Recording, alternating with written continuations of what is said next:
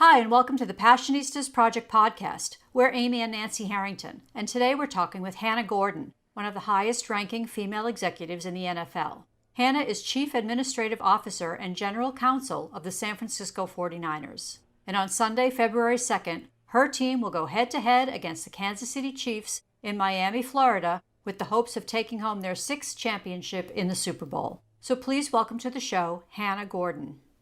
Thank you, ladies, for having me on. What's the one thing you're most passionate about? People. I guess that's kind of a big answer, but if I had to pick one thing to be passionate about, it would be people. I think that's why I do what I do, because I love working with people, and I like observing people. So how does that translate into what you do? Well, the great thing about what I do is I get to work with every person at the 49ers, pretty much, every sort of group, and that ranges from our players to our janitorial staff to our engineers in the stadium to our sales groups, to the groups that I lead, which would be community relations, the foundation, youth football, the museum, risk management, legal, public affairs, and strategic communications. And so I think both the experience of leading a team as well as the experience of getting to work with a lot of different people who come from different sort of subcultures. I think oftentimes if you come from a certain type of work, so for example, I worked at a law firm early in my career, and at a law firm, you kind of have mostly one type of person, lawyers. And it's much more interesting to be out in the world where there's lots of different types of people. Were you a football fan growing up? No, I was not. So I was a fan of Barbie dolls and fashion, and I thought I would grow up to be a costume designer or something of that nature. And then I discovered that I didn't have a lot of patience for sewing, which sewing requires a lot of patience. And I also wasn't happy with my skills artistically. And so I started focusing more on things like journalism. And when I got to UCLA, where I went for undergrad after growing up in Oakland, I really fell in love with sports there. So that was, for me, kind of the beginning of me falling in love with football, was just being there. I was quite homesick and started watching a ton of football and basketball on television. And it was really seeing Hannah Storm host the halftime during the NBA playoffs my freshman year, that I thought, oh, you know what? That looks like a really cool job. People connection again. You get to sit around with people and talk about sports. And that seems really cool. How do I learn more about that? And so that's how I kind of got into journalism at UCLA and covered the football team there. And once I was in football, then, it was over for me. Talk about that journey from it being over for you to getting to the 49ers. From UCLA falling in love with football, I had to figure out, all right, how do I stay in this after I graduated from college? So I started doing internships. I interned my junior year for the Oakland Raiders as a PR intern, and that was my first Super Bowl. So this is actually my third Super Bowl that I'm going to. I was very blessed that I was a training camp intern for them, but because I was from Oakland, I would come home on holidays or long weekends and work for them. And then when they made it to the Super Bowl was in San Diego. And this was back when there was the Pro Bowl wasn't in between. So there was only a week between when you won the conference championship and you had to play in the Super Bowl. And so they won the AFC championship, and they called me and they said, get in the car, drive to San Diego. And I said, oh my gosh, but I have class tomorrow. And they said, it's the Super Bowl, get in the car. And so I worked that week. And it was a great experience. It didn't end, obviously, the way that we wanted it to, but it was an incredible experience. And I did a lot of other internships. I interned for Fox Sports West. After I graduated from college, I worked at the NFL Players Association, which is the players' union, creating digital content for their website at a time when people were really just starting to figure out what digital content was. I don't even think we called it digital content then. We just called it the website. But it was creating a lot of new content that they had never had before, from what I called at that time player journals, which were sort of what we would now maybe think of as like an equivalent of like social media or a blog or a vlog type of situation. I did DJ contests. I did Players of the Week awards. And after working there, I went to the University of California at Berkeley, where I worked in their media relations department and handled football, track, and swimming. And then while I was there, I applied to law school. And after I got into law school, I decided to take 6 months to go work at a sports agency. For those of you who remember the movie Jerry Maguire, I was sort of, exploring that route of being a sports agent. And then I started law school at Stanford. And while I was at Stanford, I went back to the Oakland Raiders as a law clerk. Then I worked after law school as a lawyer at a law firm. And then I ended up at the NFL league office in New York for a couple of years. And from there, I was recruited to come to the 49ers. And this is now the conclusion of my 9th season here. So were there a lot of opportunities for women at the time when you first joined the 49ers? So I would say yes. When I joined the 49ers, because it's only 8.5 years ago, those things I've seen a lot of change even in the last 8.5 years. I was talking to a young woman who's the girlfriend of one of our players who's currently in law school, and who has some interest in sports agent work. And we were talking about, early in my career, 15 plus years ago. And she was like, whew, they weren't ready for you back then. and I started to laugh because I think it's very easy to forget when it's our own life, sort of how much things have changed and how historical that is to young people. Like to me, I was like, oh, wait, I forgot. That's actually a long time ago. And things really have changed. But from her perspective, I also really appreciated that she had a lot of appreciation for people who came before her, helping make that path hopefully that much easier. So yeah, there has been a lot of change in the last 20 years that I have worked in the business. And probably the most rapid change, at least in a visible way in certain parts of the business in the last 5 years. But that doesn't mean there's not still a long way to go. No different, I think, than every other industry in the United States, where the area where there still needs to be progress is primarily at the very top. You're not seeing a lot of women in C-suite positions, or most importantly in president, CEO type positions. But that's the case whether you're looking at tech or sports or pretty much anything. One position that is making the news a lot right now is Katy Sours, who's the assistant coach and the first female assistant coach to go to a Super Bowl. Do you have a lot of interaction with her? I do. I'm very proud of her. She's an awesome person. And when I was referencing that there's been rapid progress in the last 5 years in certain sectors of the business, that's really what I was referring to, is the pipeline positions in the football side is where you've seen the most dramatic change in the last 5 years. And that's really because of a concerted effort to create that change league-wide. And so you are seeing, like for our club, when I started almost 9 years ago, there were no women in coaching, scouting, or athletic training roles. And 5 years ago, we hired our first female athletic trainer. And since she's been here, not only has she been just an incredible person for everyone to work with, but it opens more doors where ever since she's been here, we've had a full season female athletic training intern and at least one, often two, training camp athletic training interns. So again, creating more and more opportunity. And I think, it's the great job that she did that helps open the door then that Katy joined us, I believe 3 seasons ago. And then 2 seasons ago, we hired our first female scout, Sally Clavel. And we've seen in some of the roles that are not football roles, but are certainly more adjacent to that part of the business, some growth as well. We hired our first on-staff female team photographer, also about 3 seasons ago, and similar roles in terms of like team reporter and things of that nature. And the 49ers is the first team in the NFL to commit to interviewing at least one woman and one person of color for every business opening. And you've been a big part of that initiative. So why is that important to you personally? Well, I think it's important as a business that you have the best people. this is still a talent-based, not only industry, but I would think pretty much any business you're running, talent is is at a premium, and you're not gonna get the best talent if you don't overcome people's unconscious bias. And so I was actually just talking with our executive vice president of football operations and president of 49ers Enterprises, Parag Marate, who recruited me to come here.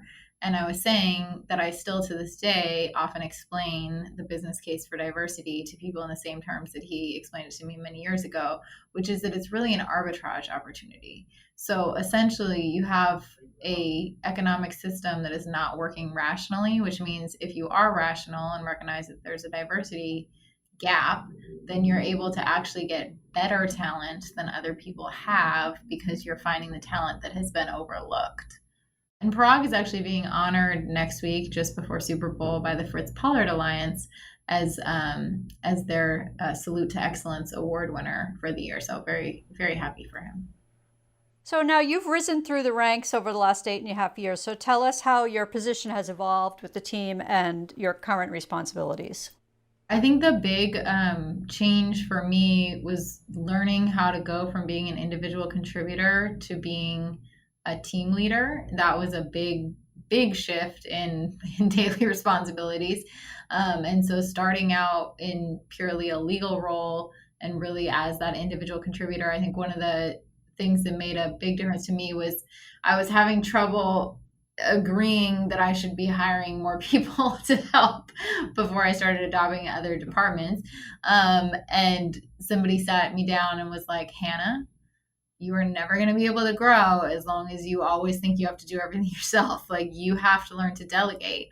And that really helped me. That really made me see things in a new light. And once I learned to do that, it allowed me to keep growing and be able to take on more and more, because there is, only so many hours in a day. There's only so much one person can do if you're focused on doing the work yourself.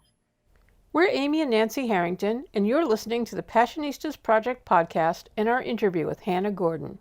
Don't forget to tune into the Super Bowl on February 2nd at 6:30 p.m. Eastern, 3:30 p.m. Pacific on Fox, when the San Francisco 49ers take on the Kansas City Chiefs. Now here's more of our interview with Hannah. You also oversee fan groups like Women of the Niners and 49ers Pride for the LGBTQ fans. So talk about those initiatives and why they're important to you. I'll start with 49ers Pride, which is our newest fan engagement program. That is a program that's, as you noted, for our LGBTQ plus fans, but also for allies. So it's not just for one type of person, because I think one of the things that really resonates with our fans is that we recognize that they look to see their values reflected in us. And I think as the team of the San Francisco Bay Area, we very much do reflect the progressive values of this region. And so for us, it was really natural to see, okay, where is there a part of our fan demographic that maybe historically hasn't been focused on or served in the overall experience of sports in America in the same way. Not that they weren't necessarily enjoying being 49ers fans, but how can we even elevate that experience and create more community? And so we launched 49ers Pride at a town hall that we did with the San Jose State Institute for the Study of Sports Society and Social Change. And we had an incredible discussion around a lot of issues of gender identity and LGBTQ plus activism in sport there. And then we launched this fan engagement platform, and the response was really overwhelming. The videos we received from people in tears, just saying how much it meant to them, that they'd been 49ers fans for their whole lives, that they'd never felt excluded by the 49ers, but they also now really felt included in a way that they had never felt before. And there was just overwhelming response on social media and emails and so many other things. We had over 1,000 people sign up in that first week. And we followed that up with then in June, marching in the San Francisco Pride Parade. We had over 150 employees, family members, fans, all part of our float, and had just the best time, so much fun. And then this fall, we did another event, bringing people together in person again to build community as 49ers fans. And we did a away game watch party in the Castro, which for those who don't know is a historically gay neighborhood in San Francisco. And I'm pretty sure it's the first drag queen halftime that I've ever heard of. At least sponsored by an NFL team. It was awesome. So it's a really fun, cool way for people to just celebrate and enjoy being 49ers fans and have a community. And then you asked also about our women's official club. So Women of the Niners is our official women's club. And that's something we've had for a long time, but we did rebrand a couple of years ago to try to reach an even broader swath of fans. We want to be reaching all of our fans, which very much includes women who make up almost 50% of our fan base. And given what a kind of a big number that is, it's also a very diverse fan base. So we have women fans who are 14 years old. We have women fans who are 94 years old. We have women fans of every ethnicity, every socioeconomic background, and every level of fan avidity. So we have extremely avid fans who want to see us breaking down all the X's and O's for them. And then we have casual fans who are interested in some of the storylines, some of the personal stories behind our players and their families and where they've come from. But who may or may not feel like they've gotten enough of an education in the game to fully enjoy and appreciate the game. And so we try to meet everyone where they're at and ensure that they both feel a part of the 49ers and that they're getting what they need to really enjoy the game and be passionate about our team. So those are those two of our fan engagement clubs. So what does your week leading up to the Super Bowl look like? What do you do next week? There is a lot happening. The team will leave on Sunday. All other staff and friends and family will leave on Thursday. There's a lot of preparation work that goes into a Super Bowl for participating teams. A lot of it is handled by the NFL. They make it as easy as they can on participating teams. But there's still certainly, our legal team has been cranking away on everything from hotel agreements, bus travel agreements. When you have a travel party of about 2,000 people that you need to get across the country and then move around in a city that's going to be packed with millions of people, it's a pretty intense experience. So there's a lot logistically that goes into all of that. So yeah, it'll be a busy week, but a really fun week. So the game is on Sunday. People will largely kind of be, there's a lot of different events that happen in the couple of days that lead up to the Super Bowl, but we're also very focused on, we're coming there with a job to do, and that's to win that game. How do all the departments work together leading up to the Super Bowl? Everybody works together kind of regardless, because none of this happens without a lot of collaboration. So you've got folks from stadium operations who have already flown down to Miami to start setting things up. You've got folks from the football travel logistics side who are also already there. Our community relations team does a lot of support around the family members of our players. So they'll be heading down early, making sure that we have daycare and resource centers and making sure everybody has all the information they need to have a really wonderful trip and celebrate their family member who's going to be competing on the field. So it takes, to say it takes a village would sound cliche, but it definitely takes a full 400-person organization to do it. So what's the most rewarding part of what you do? I'll tell you two things that happened in the last week that I think sort of epitomize, regardless of when we are in season, what's most rewarding. After the NFC Championship, seeing the faces of our players and coaches and staff who were so elated, that was truly rewarding. That's what you're working towards, is that feeling of accomplishment and communal experience. Because it's also the feeling that our fans had in the stands. I think if you have not been to a football game in person, it's such a powerful communal experience that doesn't happen in a lot of other ways in American culture anymore. There aren't a lot of places where people come together in person and drop whatever is happening elsewise in their lives or around them and have this incredible, really community experience where you're having this shared emotion with 68,000 other people. It's very unique. And so that is one of the most rewarding parts. And then the other most rewarding part is the work that I've been able to do over the last few years with everything that we do in the community. And about a week and a half ago, one of the events that we did was for Martin Luther King Day. We went and did reading with kindergartners and first graders at an elementary school. And the little girl who I was assigned to be her reading partner, oh my God, like that sweet little face. Like I just like that is the most rewarding part when you know, because the reality is like at first I was like, she's not gonna want to read with me, like I'm not a player. But then you're reminded anytime you're with children that they're excited just because you're an adult, just because you have taken an interest in them and that you are there to help them. And so for me, the community work that we do, the joy that we're able to bring to other people, that is the other most rewarding part. What do you think is the biggest risk that you've taken professionally, and how did it pay off? I would say the biggest risk I probably took professionally was when I took the job, sort of the wait in order to take the job at the NFL, because I made half as much money at the NFL as I'd been making at a law firm. So that's always somewhat risky. And in the process, I had actually been laid off in the like wake of like bloodbath of 2009 when law firms, including the one I was at, laid off 20% plus of associates. And so I made the decision after that I did not want to go back to working in another soulless, life-sucking job.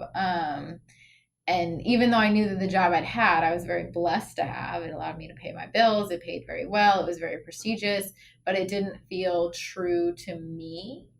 And so I wanted to do something that I felt passionate about. And I knew that I was passionate about sports, and that was what I really wanted to be working in. Now, deciding that I was going to pursue that in the midst of the worst economic recession since the Great Depression was, you know, maybe not the best idea. But I waited until I got the job that I really wanted. And that took 6 months between the time I stopped working and the time I started again. And that was terrifying. But that's certainly the risk that paid off, because here I am now. So do you think there's a particular personality trait that you possess that's helped you succeed in your career? Drive.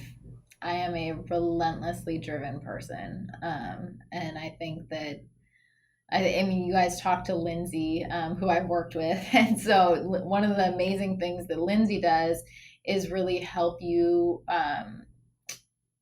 define your strengths. And so I was able with her to be able, like I already knew that, you know, being relentlessly driven was one of my strengths. It's also one of my weaknesses.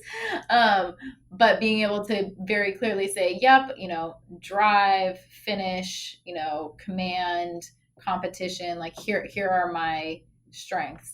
So yeah, I think certainly in sports, a lot of us are very competitive people as part of why we're attracted to sports.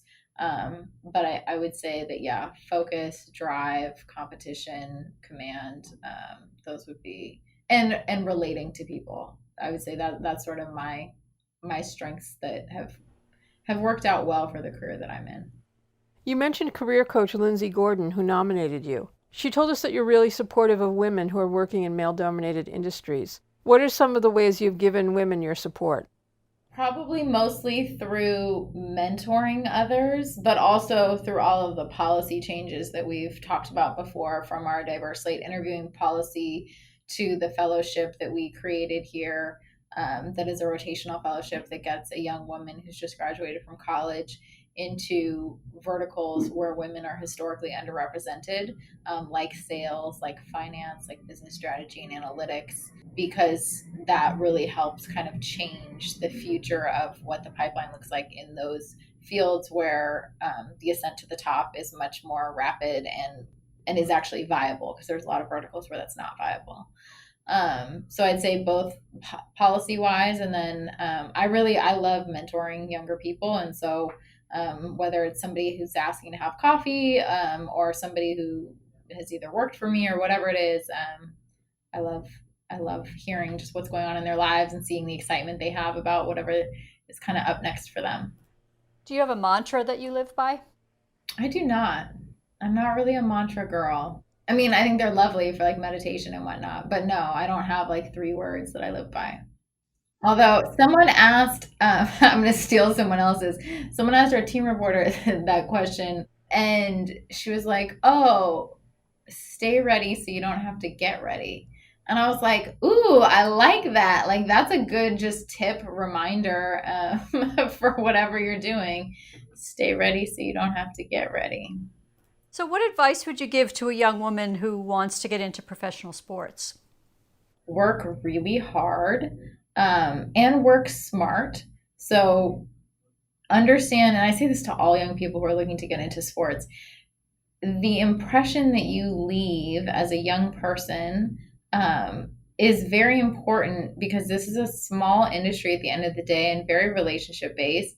And so you want to be that first one in, last one out. You want to demonstrate that work ethic and your commitment to what your craft and what you're doing. And I also tell young people, because sports is just an industry and it's not a particular career, right? You could want to be a coach in sports. You could want to be a lawyer in sports. You could want to be a broadcaster in sports.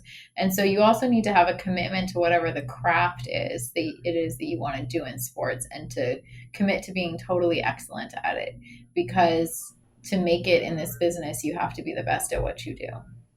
Thanks for listening to the Passionistas Project podcast and our interview with Hannah Gordon. Tune into the Super Bowl on February 2nd at 6:30 p.m. Eastern, 3:30 p.m. Pacific on Fox, when Hannah's team, the San Francisco 49ers, take on the Kansas City Chiefs. Please visit thepassionistasproject.com to learn more about our podcast and our new subscription box filled with products made by women-owned businesses and female artisans to inspire you to follow your passions. Sign up for our mailing list to get 10% off your first purchase. And be sure to subscribe to the Passionistas Project podcast so you don't miss any of our upcoming inspiring guests.